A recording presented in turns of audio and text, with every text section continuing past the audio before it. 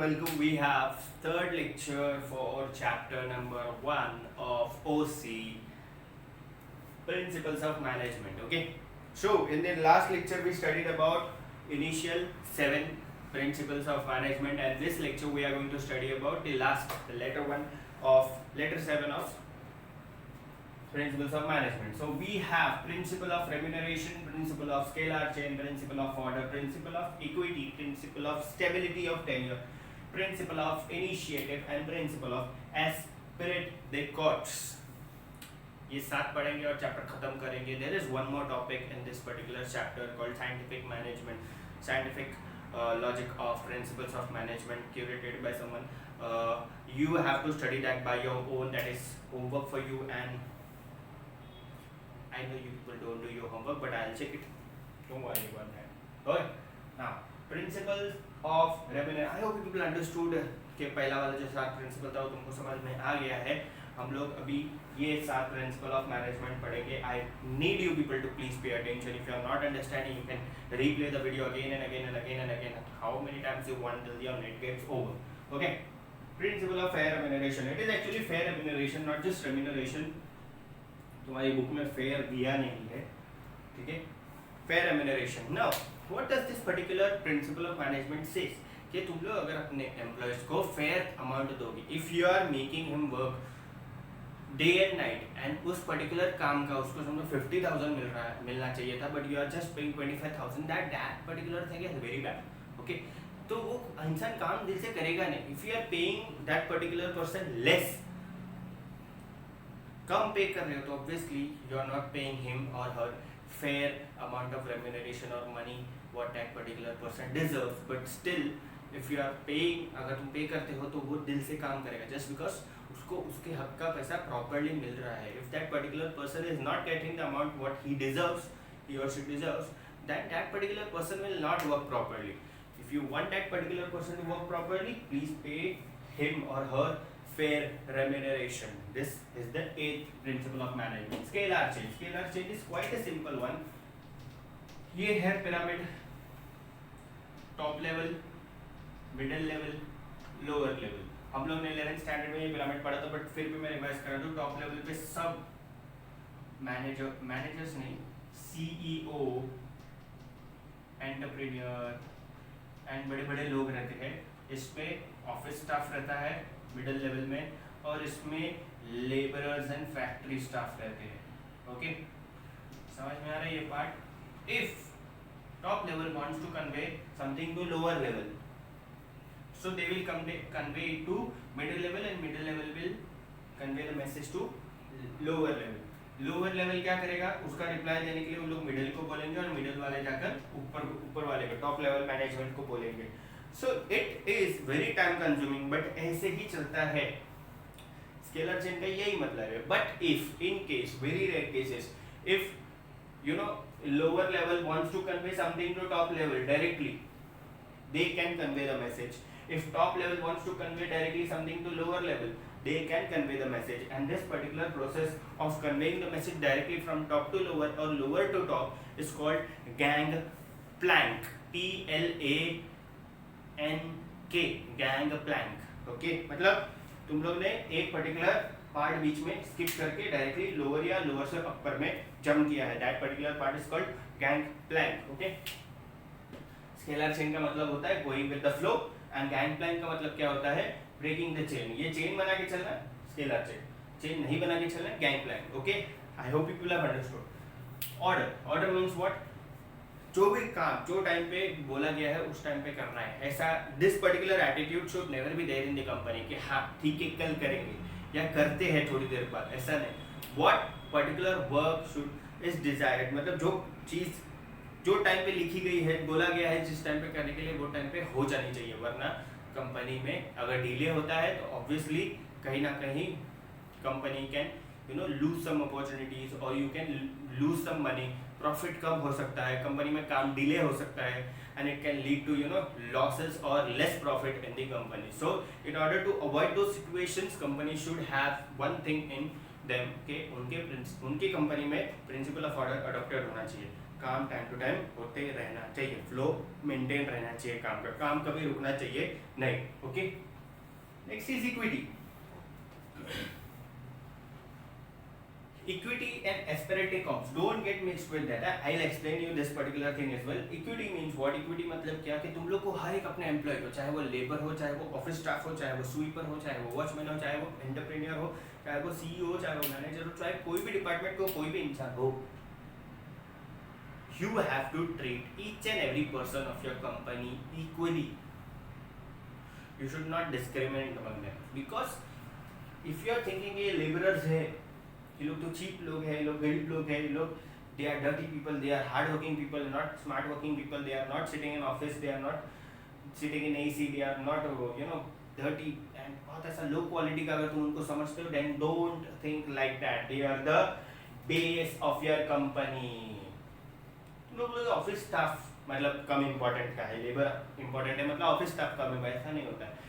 What laborers are making, उसका पूरा auditing, उसका पूरा पेपर वर्क संभालने का काम ऑफिस स्टाफ का रहता है। टॉप लेवल मतलब मिडिल लेवल भी काम का है, चलो टॉप लेवल शायद काम करने होगा नहीं। These people are doing work and उनको पे कौन कर रहा है वर्क करने के लिए? Top level is paying them. उनको प्लान्स कौन बना के दे रहा है? Top level is making the plan. So all the three pillars, all the three steps of this pyramid are very much important. Each and every person in the company is very much important, because company relies on each and every person for smooth and efficient working and profit making of the company. Okay, now stability of tenure. This is quite a simple thing which everyone's deal. तुम लोग को ये part बहुत relatable लगेगा, just because stability of tenure. If anybody is watching, apart from student, अगर कोई देख रहा है ये वीडियो, तो तुम लोग अगर जॉब करते हो तो तुमको ये बात समझ में आएगी, your tenure of your job should be stable. ऐसा नहीं कि तुमको ऐसा हमेशा मन में डर नहीं बैठा रहना चाहिए कि तुम लोग का जॉब चला जाएगा, अगर तुमने कुछ गलत किया तो तुम्हारा जॉब जा सकता है। This should not happen. You should make sure कि तुम्हारी जो कंपनी तुम लोग काम कर रहे हो उसमें तुम्हारा टेन्योर स्टेबल है। See, if I am getting a job of 1 lakh rupees and if I am getting a job of 30 rupees, 30,000 rupees, 30 rupees नहीं, 1 लाख एंड 30,000, ठीक है, दोनों जॉब है, बट इसमें पैसा कम है और इसमें 1 लाख रुपये। बट इसमें इन्होंने जॉब रखने के टाइम पे क्या बोला था मुझे कि अगर आपने गलती किया तो हम आपको निकाल देंगे, और ये लोग 30,000 ने क्या बोला था कि आप गलती करोगे तो हम आपको गलती को सुधारेंगे, we will give you chances and will try to improve you, but हम आपको निकालेंगे नहीं, वी विल मेक श्योर कि आप हमारी कंपनी में रहो और आप एकदम अच्छे से एक्सपर्ट बन जाओ हमारी कंपनी के काम करने के लिए। तो so the tenure is stable in 30,000 job and not stable in 1 lakh rupees job, ठीक है। You should have mental peace कि हाँ मेरा जॉब कहीं जाने वाला नहीं, अगर मैंने कुछ गलत किया तो company will try to improve me, but it will not remove me. Improve, remove, my God, I'm a writer, I can do anything. Rhyme or I words. Okay, so I guess you people have understood what is stability of tenure. Stability of tenure मतलब क्या कि तुमको job security होनी चाहिए, simple word, simple दो word, job security. Okay, principle of initiative. The सबसे छोटे से छोटा इंसान और सबसे बड़े से बड़ा इंसान जो 1 रुपया ले रहा है कंपनी में काम करेगा और जो लाख रुपया ले रहा है कंपनी में काम करेगा, वो हर इंसान, जो भी लोग काम कर रहे हैं कंपनी में, each and every person should work with initiative. सबको जिम्मेदारी से काम करना है, अपना जिम्मेदारी उनको समझ में आना चाहिए। They should always take initiative कि कंपनी रिलाइज ऑन मी। हर एक इंसान को यही समझना चाहिए कि मैं जो कंपनी में काम कर रहा हूँ वो मुझ पर डिपेंडेंट है और मुझे उस कंपनी के लिए प्रॉपर तरीके से विथ रिस्पॉन्सिबिलिटी काम करना है, मुझे कोई भी लीनियंट बिहेवियर दिखाना नहीं है। Each and every person should work in a very responsible manner. They should take initiative of each and everything happening in the company. Okay, and last but not the least, this is the simplest point, but यहाँ पर तुम लोग को इसका मतलब नहीं समझेगा। इसका सबसे सिंपल सा मतलब है यूनिटी। एस्पिरेटिव ऑप्स मतलब unity. You should make sure कि तुम्हारे जितने भी स्टाफ मेंबर्स हैं सब यूनाइटेड होकर रहे। यू शुड मेक श्योर कि तुम्हारे जितने भी स्टाफ मेंबर्स हैं, जितने भी वर्कर्स, जितने भी लेबरर्स, जितने भी टॉप मोस्ट मैनेजर्स और सम कोई भी हो, सीईओ, जो भी इंसान जो काम कर रहा है कंपनी में, हर एक जन एक दूसरे के साथ यूनाइटेड बिहेवियर रखना चाहिए। कोई भी एक दूसरे को बोलते ना नेगेटिव इम्पैक्ट नहीं क्रिएट करना चाहिए। सेकेंड थिंग, इसका ये एक और मतलब होता है कि जो यूनियंस है, जो भी यूनियन है, वर्कर्स की यूनियंस है, स्टाफ की यूनियंस है, मैनेजर्स की यूनियंस है, जितने भी यूनियन बॉडीज है उन सबको भी तुमको खुश रखना है। यू शुड मेक श्योर कि तुम लोग उनकी ज़रूरतें और उनका जो भी डिमांड्स है वो सब फुलफिल करते रहो time to time, making sure that you are also not going into the loss. ऐसा नहीं कि उनकी डिमांड फुलफिल करते करते कंपनी बंद हो गई, उन लोगों को पूरा पैसा दे दिया तुमने, मैनेजर्स को बोला है लो तुम्हारा डिमांड पूरा हो गया मैं कंपनी बंद करके जाता हूँ, ऐसा नहीं होना चाहिए। You should make sure that you are fulfilling their demands as well as you are keeping a balance between the demands as well as the requirements of the company. You should make sure कि company United रहे। You should make sure कि company में जितने भी लोग काम करें वो इनिशिएटिव लेके काम करें, सबका जॉब सिक्योरिटी होना चाहिए, सब को इक्वल इंपॉर्टेंस मिलना चाहिए, जो काम टाइम टू टाइम बोला गया है उस टाइम पे होना चाहिए। There should be a chain of top level, middle level and lower level and you should pay them fair remuneration. Okay, so we have ended the 14 principles of management. Previous lecture में हमने 7 principles of management पढ़ा था, ये lecture में हमने 7 principles of management पढ़ा है। If you are an SP student still I think you people understand कि 7 और 7 कितना होता है, 14 होता है। 7 + 7 gives you 14. So these were 14 principles of management curated by Henry Fayol and explained by Asit sir. Thank you so much. Also do not forget to like, share and subscribe this video. बहुत मेहनत करते हैं हम लोग video बनाने में। You know this room is quite a low lighted room, but still we try to bring out to you the possible ways we can deliver the lecture to you. So इसको like कर दो, share कर दो, subscribe कर दो, अपने friends तक ये video पहुँचाओ। And if you are not understanding anything, please ask me doubts in personal. You can also WhatsApp me or you can comment down in YouTube video. और भी कुछ रहेगा तो तुम लोग पूछ सकते हो रिलेटेड टू योर एकेडमिक्स के, सर कॉलेज या क्लास या कुछ भी हो, स्कूल कभी चालू होगा, ठीक है, कुछ भी डाउट रहे related to your studies you can ask me. Okay, so I am winding up my lecture over here. Thank you so much. Please stay at home, stay safe and pray that कि 17 मई के बाद हमारा lockdown extend ना हो, we go back to our normal routine and continue with our classes, continue with our colleges, continue with our jobs, continue to earn money, spend money, eat and enjoy.